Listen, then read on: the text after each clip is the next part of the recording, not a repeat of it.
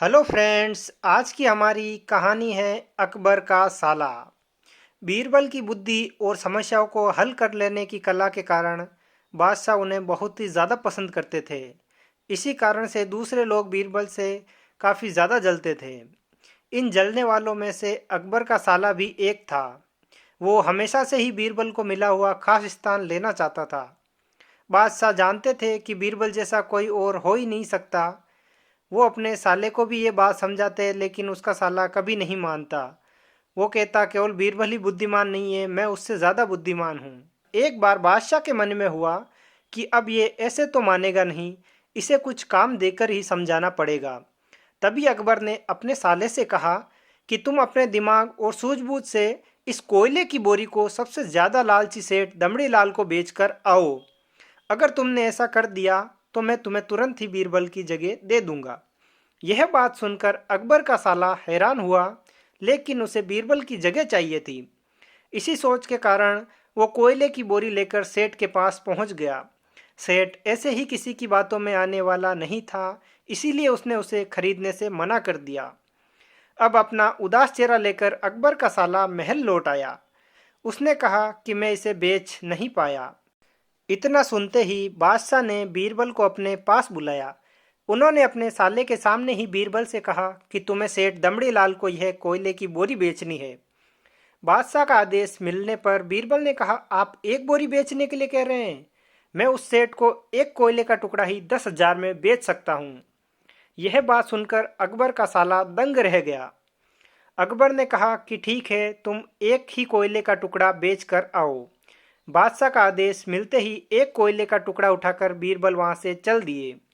उन्होंने सबसे पहले एक मखमल के कपड़े का कुर्ता बनवाया, फिर उसे पहनकर अपने गले में हीरे मोती की मालाएं डाल ली और महंगे दिखने वाले जूते भी पहन लिए। इतना सब करने के बाद बीरबल ने उस कोयले के टुकड़े को सुरमा यानी कि काजल की तरह बारीक पीसकर एक कांच की डिब्बी में डलवा लिया। इसी भेष में वो महल के मेहमान घर में आ गए। फिर बीरबल ने एक इश्तिहार दिया कि बगदाद में एक जाने माने शेख पहुंचे हैं जो जादुई सुरमा बेचते हैं।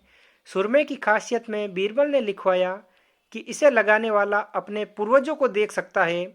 यदि पूर्वजों ने कोई भी धन छुपा कर रखा है तो वो उसका पता बता देंगे। इस इश्तिहार के सामने आते ही पूरे नगर में बीरबल के शेख रूपी और चमत्कारी सुरमे की ही बात होने लगी। सेठ दमड़ीलाल तक भी ये बात पहुंच गई। उसके मन में आया कि जरूर मेरे पूर्वजों ने कहीं ना कहीं धन गाड़ रखा होगा, मुझे तुरंत शेख से संपर्क करना चाहिए। इतना सोचकर दमड़ीलाल शेख बने बीरबल के पास पहुंच गए। बीरबल ने जानबूझकर उन्हें पहचाना नहीं। सेठ ने शेख से कहा कि मुझे सुरमे की डिब्बी चाहिए। शेख ने जवाब दिया, बिल्कुल लीजिए, लेकिन एक डिब्बी की कीमत 10,000 रुपये है। सेठ काफ़ी चालाक था। उसने शेख से कहा कि मैं सबसे पहले सुरमा आंखों पर लगाना चाहता हूँ, उसके बाद पूर्वजों के दिखने पर ही मैं 10,000 रुपये दूंगा। शेख बने बीरबल ने कहा कि ठीक है, आपको ऐसा करने की इजाज़त है, बस आपको सुरमे की जांच करने के लिए चौराहे पे चलना होगा। चमत्कारी सुरमे का करिश्मा देखने के लिए वहां लोगों की भीड़ लग गई। तब शेख बने बीरबल जोर जोर से कहने लगे कि इस चमत्कारी सुरमे को सेठ जी लगाएंगे। अगर ये सेठ अपने माता पिता की असली औलाद है तो इन्हें सुरमा लगाते ही तुरंत पूर्वज नजर आ जाएंगे, और अगर पूर्वज नहीं दिखे तो इसका मतलब यह होगा कि वो अपने माता पिता की असली औलाद नहीं है। असली औलादों को ही यह सुरमा लगाने पर अपने पूर्वज नजर आते हैं। यह सब कहने के बाद शेख ने सेठ के आंखों पर सुरमा लगा दिया और कहा कि आंखें बंद कर लो।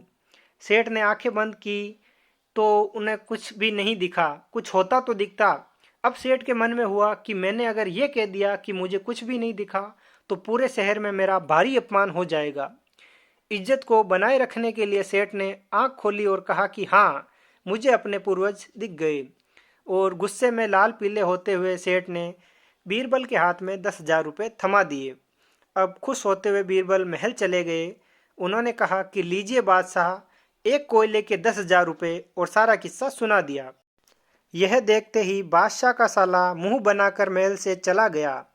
उसके बाद से उसने कभी भी बीरबल की जगह लेने की बात अकबर से नहीं कही।